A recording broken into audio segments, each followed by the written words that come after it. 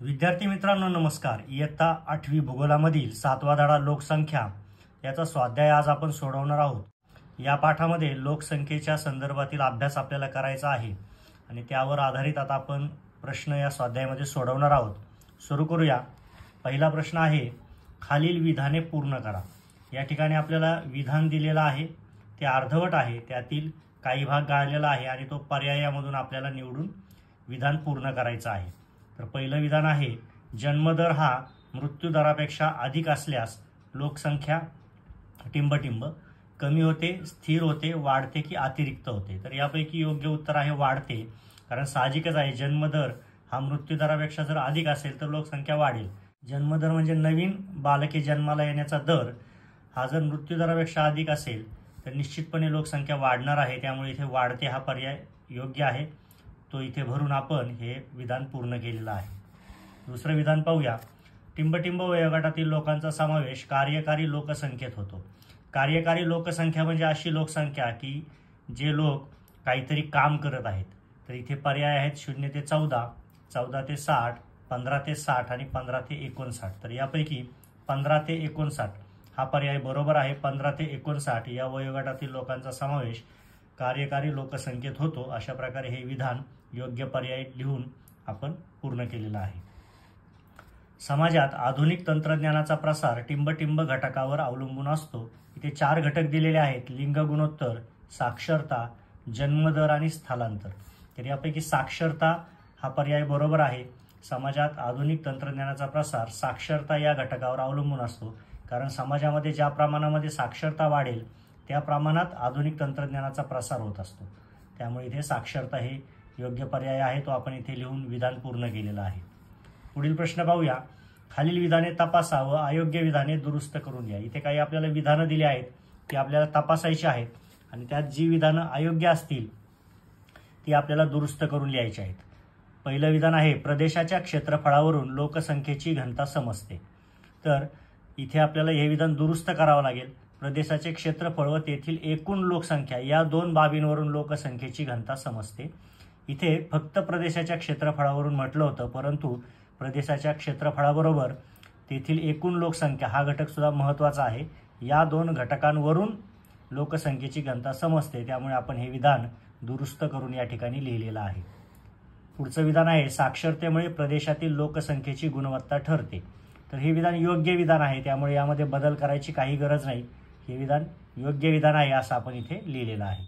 पुढील विधान आहे, ज्या प्रदेशातून लोकसंख्येचे स्थलांतर होते त्या प्रदेशातील मनुष्यबळावर विपरीत परिणाम होतो। हे सुद्धा योग्य विधान आहे, कारण एखाद्या प्रदेशामधून लोकसंख्येचे जर मोठ्या प्रमाणावर स्थलांतर होत असेल तर त्या प्रदेशातील मनुष्यबळावर विपरीत परिणाम होतो।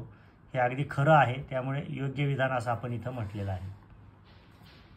पुढील विधान आहे, अधिक आर्थिक सुबत्ता म्हणजे प्रदेशाचा विकास होय। आता एखाद्या प्रदेशाचा विकास हा आर्थिक सुबत्ता असण्याने आपण झाला आहे असं म्हणू शकतो, परंतु एकमेव आर्थिक सुबत्ता हा त्याचा निकष नाही। त्यामुळे या विधानात दुरुस्ती करण्याची गरज आहे। अधिक आर्थिक सुबत्ता व त्याचप्रमाणे लोकसंख्येचे उच्च जीवनमान, जीवनाची अधिक गुणवत्ता, समान संधीची उपलब्धता आणि स्वातंत्र्य म्हणजे विकास होय।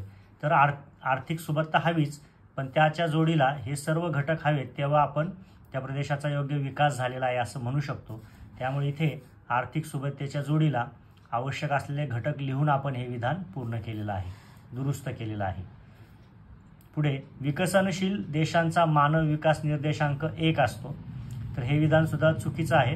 विकसनशील देशांचा मानव विकास निर्देशांक हा 0.500 ते 0.600 यांच्या दरम्यान असतो। पुढे तिसरा प्रश्न आहे, थोडक्यात उत्तरे लिहा। यातील पहिला उपप्रश्न आहे, लोकसंख्या रचनेच्या अभ्यासात कोणत्या बाबी विचारात घेतल्या जातात। जेव्हा लोकसंख्या रचनेचा अभ्यास केला जातो तेव्हा कोणकोणत्या बाबी विचारात घेतल्या जातात ते आपल्याला इथे लिहायचं आहे। तर उत्तर पाहूया। लोकसंख्या रचनेच्या अभ्यासात पुढील बाबी विचारात घेतल्या जातात। त्यातील पहिली बाब आहे लिंग गुणोत्तर रचना। लोकसंख्या रचनेच्या अभ्यासात लोकसंख्येचे स्त्री व पुरुष याप्रमाणे लिंगानुसार वर्गीकरण विचारात घेतले जाते। म्हणजे लोकसंख्येचा अभ्यास करत असताना एखाद्या देशाच्या किंवा प्रदेशाच्या लोकसंख्येमध्ये स्त्रिया किती आहेत व पुरुष किती आहे यांचं गुणोत्तर काय आहे हा घटक विचारात घेतला जातो। त्यानंतर वयोगट रचना याचाही विचार केला जातो. आता वयोगट रचना म्हणजे काय, तर लोकसंख्या रचनेच्या अभ्यासात लोकसंख्येचे 15 वर्षाखालील, 15 वर्ष ते 59 वर्ष आणि 60 वर्षावरील इत्यादी वयोगटानुसार वर्गीकरण विचारात घेतले जाते. तिसरा आहे कार्यानुसार रचना. लोकसंख्या रचनेच्या अभ्यासात लोकसंख्येचे कार्यक्षम व अकार्यक्षम याप्रमाणे कार्यक्षमतेनुसार वर्गीकरण विचारात घेतले जाते. म्हणजे काम करू शकणारे लोक किती आहेत लोकसंख्येमध्ये आणि दुसऱ्यांवर अवलंबून असलेले, स्वतः काही काम न करणारे असे लोक अकार्यक्षम किती आहेत याचा विचार सुद्धा लोकसंख्येच्या अभ्यासामध्ये केला जातो. पुढे निवासस्थानानुसार रचना. लोकसंख्या रचनेच्या अभ्यासात लोकसंख्येचे ग्रामीण व नागरी याप्रमाणे निवासस्थानानुसार वर्गीकरण विचारात घेतले जाते. आपल्या लोकसंख्येमध्ये ग्रामीण भागात राहणारे लोक किती आहेत व नागरी भागामध्ये म्हणजे शहरी भागामध्ये राहणारे किती आहेत याचं वर्गीकरण करून त्याचा विचार लोकसंख्या रचनेच्या अभ्यासात केला जातो. आणि शेवटचा आहे साक्षरतेनुसार रचना. लोकसंख्या रचनेच्या अभ्यासात लोकसंख्येचे साक्षर व निरक्षर याप्रमाणे साक्षरतेनुसार वर्गीकरण विचारात घेतले जाते. म्हणजे लोकसंख्या रचनेचा अभ्यास करत असताना आपल्याला संपूर्ण लोकसंख्येमध्ये साक्षर किती लोक आहेत आणि निरक्षर किती लोक आहेत याचा सुद्धा व्यवस्थित विचार करावा लागतो. अशा पद्धतीने लोकसंख्येच्या रचनेच्या अभ्यासामध्ये हे 5 महत्त्वाचे मुद्दे आहेत ते आपण इथे मांडलेले आहेत. लोकसंख्या वितरणावर परिणाम करणाऱ्या अनुकूल व प्रतिकूल घटकांची यादी करा. आता इथे पहिल्यांदा समजून घ्या लोकसंख्या वितरण म्हणजे काय. तर प्रत्येक ठिकाणी एकसारखी लोकसंख्या नसते. काही भागांमध्ये उदाहरणार्थ मोठमोठ्या शहरांमध्ये खूप मोठ्या प्रमाणावर लोकसंख्या असते, कमी जागेमध्ये खूप जास्त लोक राहत असतात. आणि याउलट खेड्यापाड्यामध्ये ज्या ठिकाणी पाऊस कमी आहे, उद्योगधंदे नाहीत, अशा ठिकाणी खूप कमी लोक राहत असतात. म्हणजे लोकसंख्या सगळीकडे एकसारखी नसते. तर यालाच लोकसंख्येचं वितरण असं आपण म्हणतो. तर हे लोकसंख्येचं वितरण वेगवेगळ्या घटकांनी प्रभावित होत असतं. वेगवेगळे घटक त्याच्यावर परिणाम करत असतात. त्याच्यामध्ये काही अनुकूल घटक आहेत आणि काही प्रतिकूल घटक आहेत. अनुकूल घटकांमुळे एखाद्या भागातील लोकसंख्येचं वितरण वाढतं, त्या ठिकाणी लोकसंख्या वाढते.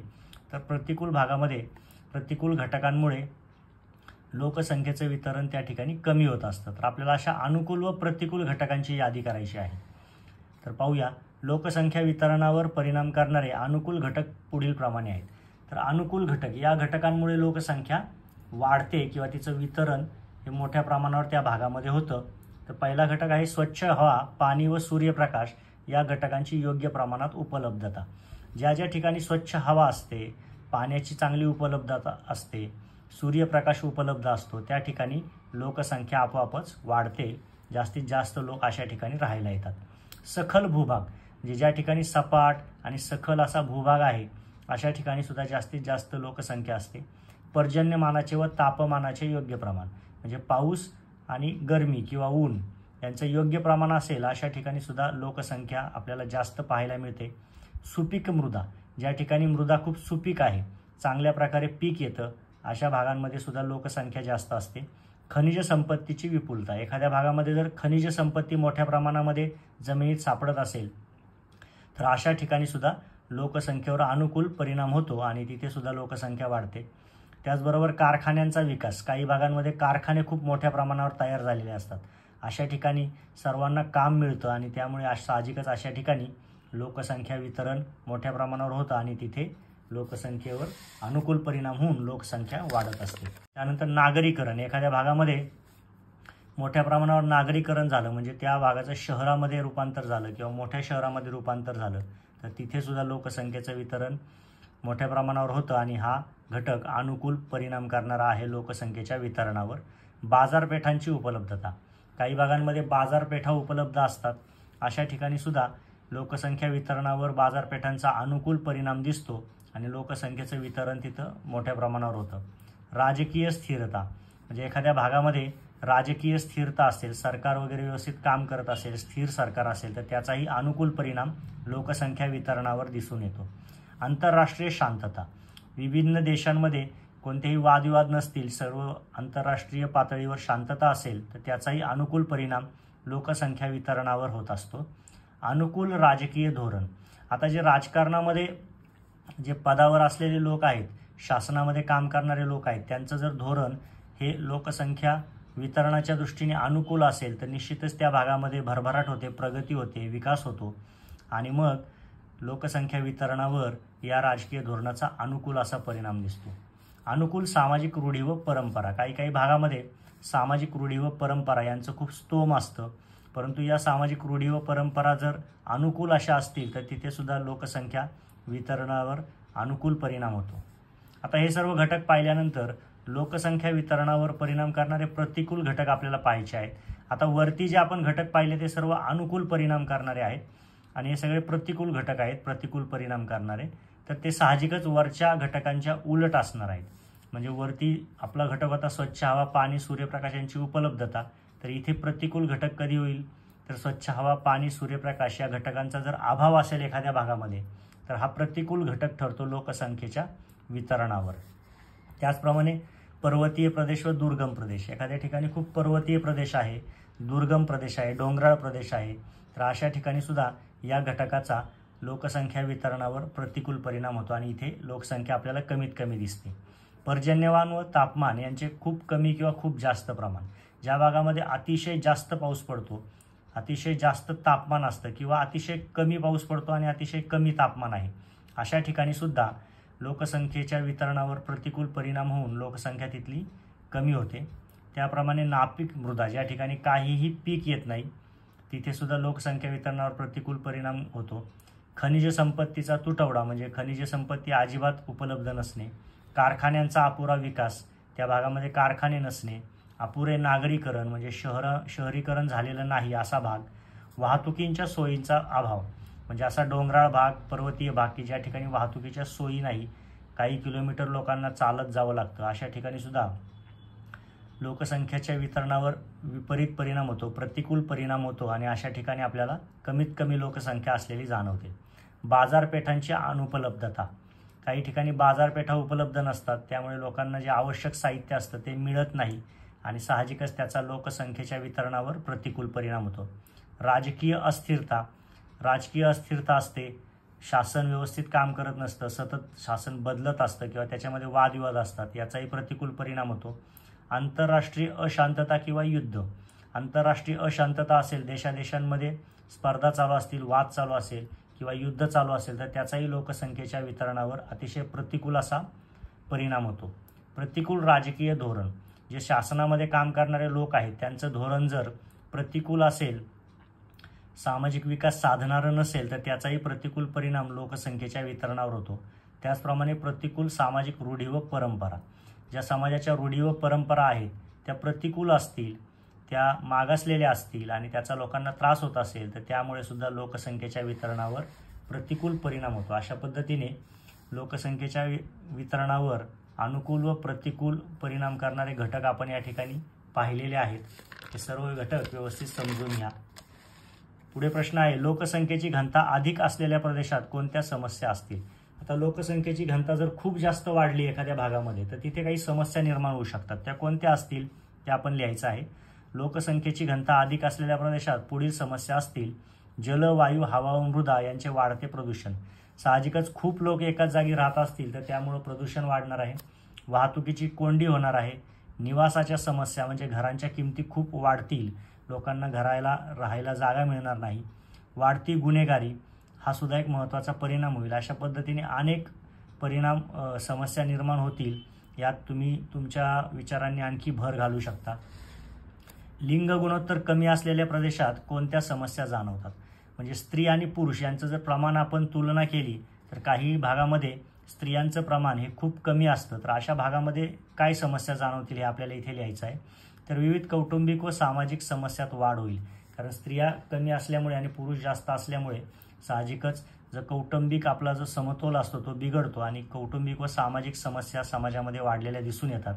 त्यानंतर स्त्रियांवरील अत्याचारात वाढ सुद्धा होऊ शकते. तर असे परिणाम लिंग गुणोत्तर कमी असलेल्या प्रदेशात निर्माण होऊ शकतात.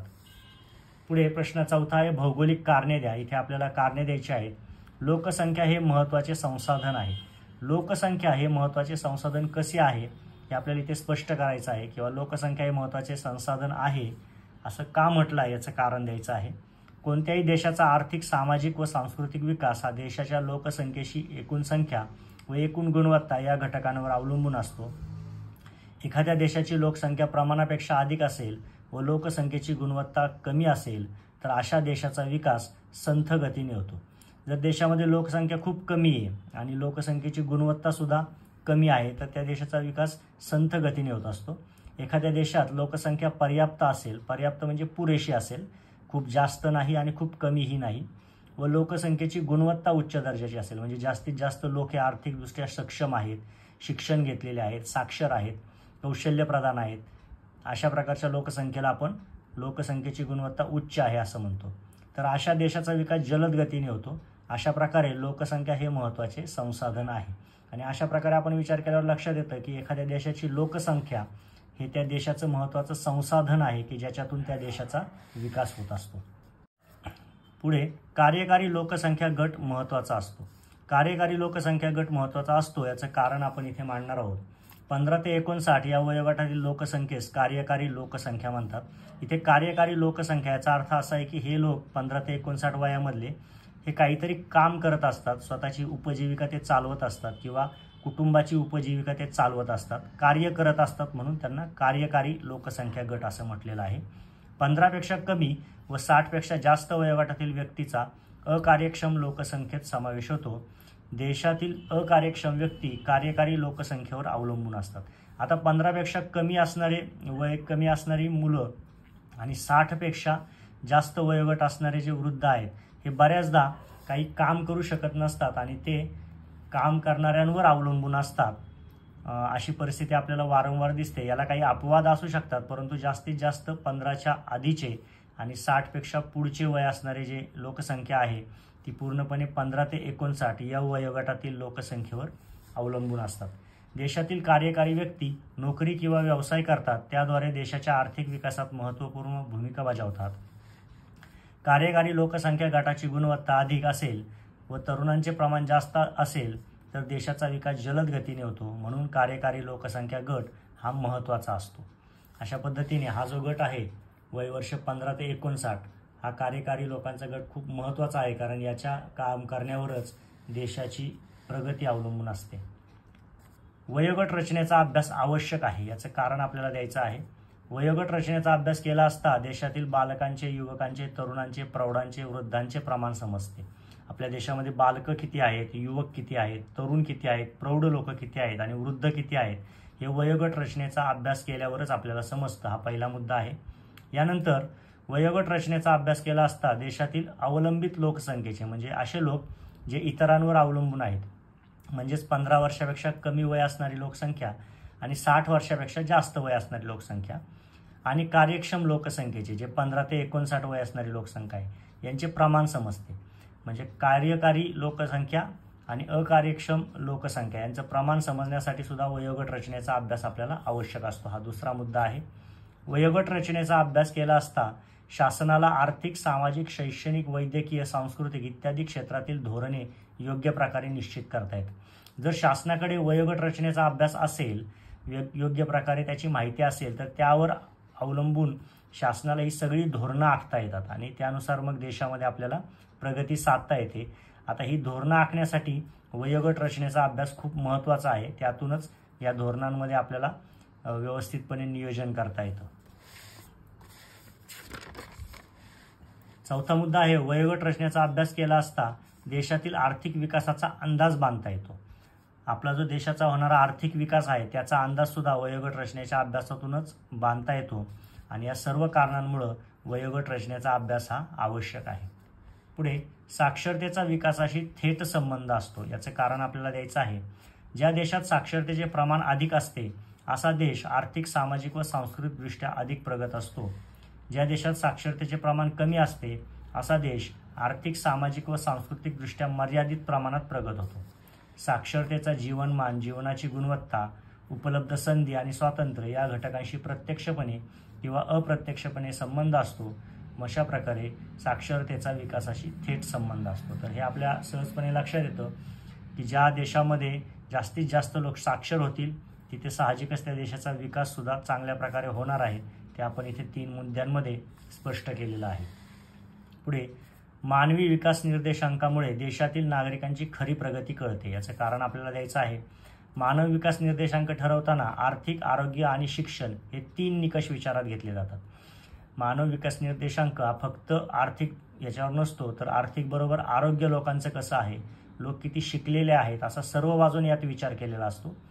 देशातील राष्ट्रीय उत्पन्नाच्या, आयुर्मानाच्या आणि साक्षरतेच्या आधारे देशाच्या मानव विकास निर्देशांकाचे मूल्य ठरवले जाते.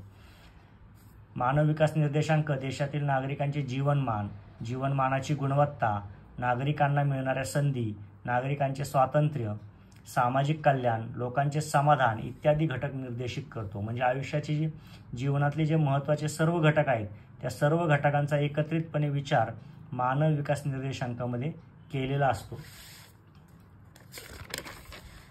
आणि म्हणूनच मानव विकास निर्देशांकामुळे देशातील नागरिकांची खरी प्रगती कळते.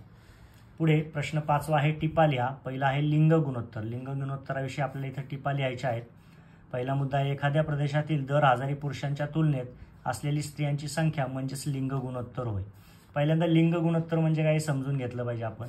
एखाद्या भागामध्ये समजा 1000 पुरुष असतील तर त्याच्या बरोबर समजा 900 स्त्रिया असतील तर 900 हे लिंग गुणोत्तर झालं. म्हणजे 1000 पुरुषांच्या तुलनेमध्ये किती स्त्रिया आहेत हा जो आकडा असतो हा लिंग गुणोत्तराचा आकडा असतो. आता लिंग गुणोत्तराचे प्रमाण काढण्याचं एक सूत्र आहे. ते कसं आहे तर लिंग गुणोत्तर प्रमाण बरोबर स्त्रियांची एकूण संख्या छेद पुरुषांची एकूण संख्या गुणिले 1000 या सूत्राद्वारे आपल्याला लिंग गुणोत्तर काढता येईल. आता इथे आपण काढल्याप्रमाणे स्त्रियांची एकूण संख्या इथे 900 आहे तर आपण इथे सूत्रामध्ये किमती भरूया. 900 छेद पुरुषांची एकूण संख्या 1000, 1000 पुरुषांमागे या 900 स्त्रिया आहेत गुणिले 1000. इथे 1000 गेले राहिले 900 म्हणजे इथे 900 हे लिंग गुणोत्तर आलेलं आहे. अशा पद्धतीने या सूत्राद्वारे आपण लिंग गुणोत्तर काढू शकतो. दर 1000 पुरुषांच्या तुलनेत असलेली स्त्रियांची संख्या अधिक असेल तर लिंग गुणोत्तर अधिक असते. या उलट दर 1000 पुरुषांच्या तुलनेत असलेली स्त्रियांची संख्या कमी असेल तर तिला लिंग गुणोत्तर कमी असतं. आता या ठिकाणी आपलं 900 आलेलं आहे म्हणजे इथे लिंग गुणोत्तर कमी आहे. पण कधी कधी जर इथे वरती आकडा समजा 1100 असेल तर इथं 1100 उत्तर येईल. म्हणजे 1000 पुरुषांच्या मागे 1100 स्त्रिया हे प्रमाण आहे. अशा वेळी लिंग गुणोत्तर 1000 पेक्षा जास्त सुद्धा येऊ शकतो. 2011च्या जनगणनेनुसार भारतात केरळ राज्यातील लिंग गुणोत्तर 1084 होते व ते सर्वाधिक होते. 2011च्या जनगणनेनुसार महाराष्ट्रातील लिंग गुणोत्तर 929 होते.